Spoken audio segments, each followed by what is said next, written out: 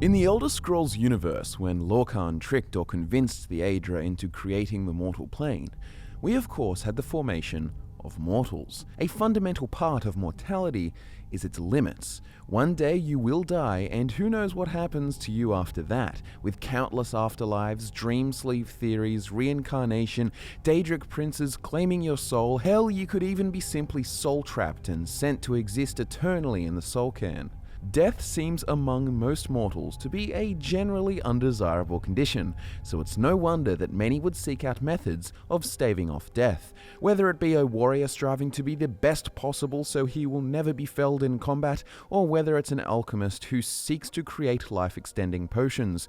One of the Ultima hero gods is Finaster, who famously taught the elves to live 100 years longer by adopting a shorter walking stride. There are countless examples of mortals seeking life-extending methods, and some come at great cost, whether it be a deal with the Daedra or some kind of immoral sacrifice. There are always those willing to ensure their existence by whatever means necessary. One such example would be the vampire. A mortal who has been affected by this condition will live indefinitely. The sands of time will not affect them. However, they can still be killed by physical means, such as a bolt to the eye from a savvy vampire hunter. But what other alternatives exist if succumbing to the affliction of a Daedric prince is not your thing? Well, magic of course is the key. The powerful Telvanni wizard Dyvaith had lived over 4,000 years, and the snow elf knight paladin Gelebor had lived since the Merethic era. But the exact magical reasons for this is unknown, and once again, a long life will still one day end. But for those who wish to transcend mortality entirely, there is another path, a much darker path, one that has been championed by the King of Worms, Mannimarco, the so-called First Lich. Through necromancy and the black arts of undeath, it seems that mortality can truly be overcome. What is up, ladies and gentlemen? My name is Scott from FudgeMuppet, and recently we have done a series of Is It Worth It videos on all of the playable races of the Elder Scrolls, and before that we had done one on being a werewolf and one on being a vampire. You can find all of those linked in the description, but many of you were asking for us to do a video on being a lich. Is it worth it? So you guys asked for it, and now we're here to deliver. But before we can get close to any kind of answer, well, we all first need to understand what exactly a lich is, and what you have to give up or do in order to become one. And brace yourselves, because this whole deal gets a little bit tricky, and there's many suggested methods, but without further ado, what is a lich? In the most straightforward explanation, a lich is simply a mage or necromancer who has used necromancy and black magic to transform themselves into powerful, immortal, undead beings. The most famous, of course, is Mannimarco, who is said to have been the first lich, but with the existence of Aelid liches and dragon priests, we know for sure that he is in fact not. But perhaps it is because he popularized the method among his necromancer followers, and to be sure, he is the most powerful lich. While other liches found throughout the dark corners of Tamriel are decaying and decrepit undead, gruesome to look upon, Mannimarco seems to retain his mortal-looking form, the appearance of a person alive and well. Other than the fact that he's an incredibly powerful necromancer, we do not know what exactly makes him a lich, unlike all others. But for the most part, necromancers who seek the path of undeath don't retain their looks. Instead, their appearance decays, their flesh rots, and you are left with a skeleton wearing nothing but necrotic skin and sinew. But how does one actually become a lich? Well, this too is shrouded in confusion and mystery. There are multiple methods of lichdom presented throughout the Elder Scrolls series, and perhaps they are all correct, but with varying degrees of effectiveness.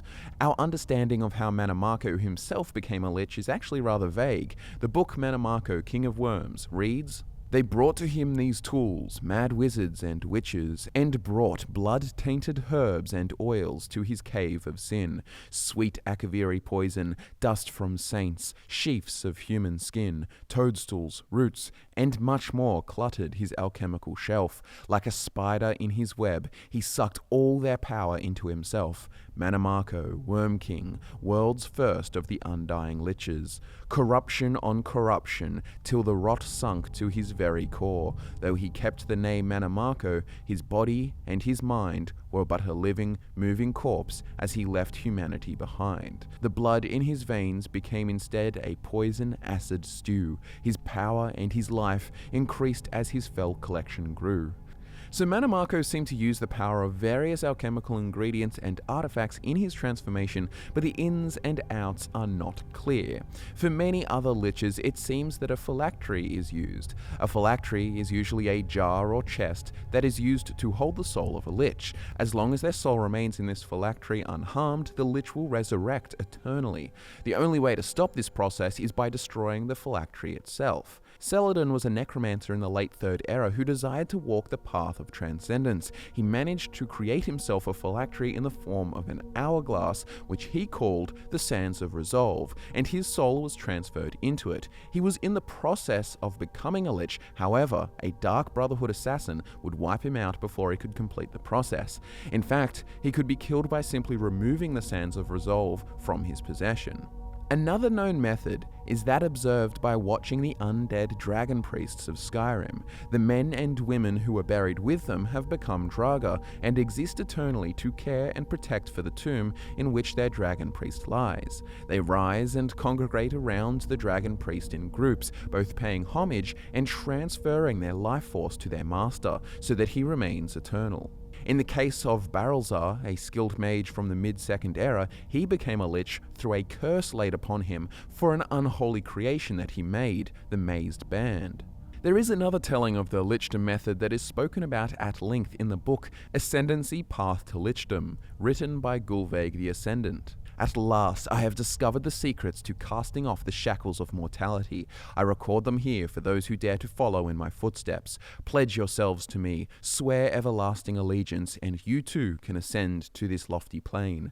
The first element is the will to force your body into death and beyond. Without this ultimate power of mind over body, the transformation cannot begin. Few have the courage for even this initial step. Many falter and are lost when pain and horror overcome what little willpower they had.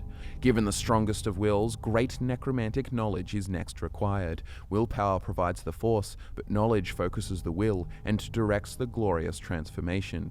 Only the most intelligent and daring of necromancers delves deeply enough into forbidden knowledge, gathering the spellcraft needed to achieve blessed lichdom.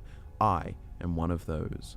A plentiful source of souls is needed as well. These must be wrenched from their owners as painfully as possible. The higher the degree of torment among your sacrifices, the purer the ascent to lichhood, the greater the power gathered in undeath. You ascend on a glorious stairway of screams and horror. Lastly, a mighty magical relic is needed. An evil-aligned relic will suffice, but a good-aligned artifact that can be perverted to this purpose is ideal. The relic is the casting focus for Urelu's loathsome coercion, the spell employed to wrench the required souls from their erstwhile owners. The more powerful the relic, the more painful the soul-rending. Will, knowledge, souls, and power. These are the required elements of this most exalted of transformations. Attempt if you dare. We can see there is a decent amount of crossover between the examples of lichdom, but from what I can surmise, it would seem that the life force of souls of others are required, as well as some kind of powerful magic artifact or a phylactery. Like I said, the exact method is not known, and considering that becoming a lich is taboo, it would be reasonable to expect that there is scarce knowledge on the subject amongst the denizens of Tamriel. But regardless of the how, let's break it down and see whether or not being a lich is worth it. First, there seems to be a pretty constant theme of evil artifacts sucking in souls of the innocent in terrible and painful ways, as well in general the embrace of necromantic rituals and practices. While it could theoretically be possible to do this in a somewhat morally justifiable way, it seems unlikely. I would expect if you were to become a lich in the Elder Scrolls, you are more than likely foregoing many of your moral standards and committing certain atrocities. So you would need to be okay with dabbling in the evil and inhumane. If you can get over that moral hump, then you can enter the world of the Lich, provided you have the skills. But let's say you are skilled, and you can successfully pull it all off. Is it worth it? Well, you get the benefit of unlimited life, and if we are to take the information about the phylactery as truth, then as long as your soul remains unharmed in this hidden jar or chest, you can return indefinitely, even if you are physically killed. But speaking of the physical, you have to remember what you look like. Manamako seems to be a standout example, and when you look at pretty much every other Lich, they are skeletal, zombified, and flat out decaying. You will not be swooping any dames in the taverns looking like a corpse, unless you happen to come across a necrophiliac, but what are the chances of that? Maybe if you ran into Fulanu Lalu of Skingrad. Of course, this extends to pretty much all civil interactions. You would be treated as a monster and unable to live amongst civilization. Another type of undead, the vampire, has both unlimited life and they can blend in with society. However, they have foregone their soul to the Daedra, and as a Lich, you can keep your soul locked away and safe. As a Lich, you will be hiding out, perhaps with some necromancer followers, leeching off your knowledge and power, but it kind of depends on your ambitions. If you want to live forever and are only concerned with seeking out the greatest magical powers possible, then perhaps being a Lich is worth it for you. But consider that life as a walking corpse, albeit powerful, is not that great. You will likely be lonely, removed from the world, and I can't really think of what my end game here is. There are many more preferable afterlife scenarios such as Sovngarde or the Far Shores. I can see how a race of man might pursue being a Lich considering they have a century of life tops, but for many elves who already live hundreds of years, I fail to see the appeal. I mean, Divaith Fear can live over 4,000 years old without being a Lich. Surely that is the preferable route to a long life, but on the other hand, being a Lich might be easier than possessing the magics to extend mortal life for that long. And then again, if Divaith dies, there's no coming back, which for a Lich is not the case. Ultimately, for me at least, I don't think being a Lich is actually worth it. I would much rather live a mortal but happier life, living amongst civilization and enjoying the fruits of mortality. Hell, I'd even prefer being a vampire, where I can do the same, but instead live forever. Sure, I won't have the absolute magical power of a long-learned Lich, but what's the point of that power if I just bide my time in an Aelid ruin or a cave forever? There's no context to really exercise this power, no reason to have it besides power for power's sake. It's not really my flavor, so for me, being a Lich is not worth it, in my opinion. So that's it, ladies and gentlemen. What do you think? Would you choose to become a Lich if you could? Let me know in the comments below. Like the video if you enjoyed it, and if you haven't already seen them, do check out the other Is It Worth It videos linked in the description below. Thanks so much for watching, guys. My name is Scott from FudgeMuppet, and I'll be back to nerd out with you again next time.